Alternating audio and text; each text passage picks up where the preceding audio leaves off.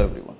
இப்போ ரீசன்ட் டைமில் நிறைய கிட்ஸுக்கு வந்து ஹெடேக் தலைவலி இருக்குது அப்படின்னு சொல்கிறாங்க. பெரியவங்க மாதிரி அவங்க குழந்தைகளுக்கும் ஹெடேக் வரலாமா அப்படின்னு சொல்லி நிறைய பேரண்ட்ஸ் கேட்குறாங்க.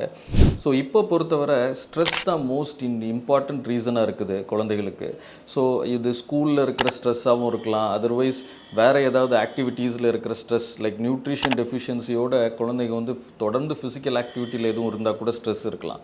மோஸ்ட் காமன் வந்து இந்த ஸ்க்ரீன் டைம், நிறைய டைம் வந்து குழந்தைங்க ஃபோனில் ஸ்பெண்ட் பண்ணுறாங்க. அந்த பிரைட் லைட் வந்து கண்ணில் வர்றதுனால இந்த ஹெடேக் வர்றதுக்கும் வாய்ப்பு இருக்குது.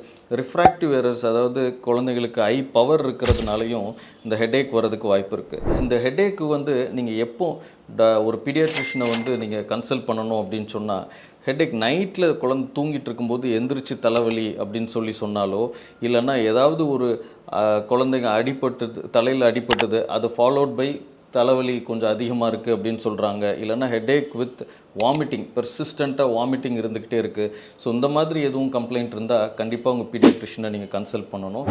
ஸோ அது தவிர என்ன ஸ்க்ரீனிங் பண்ணணும் அப்படிங்கிறதையும் நீங்கள் ஏதாவது டவுட்ஸ் இருந்ததுன்னா நீங்கள் கமெண்ட் செக்ஷனில் என்கிட்ட கேட்கலாம். தேங்க்யூ.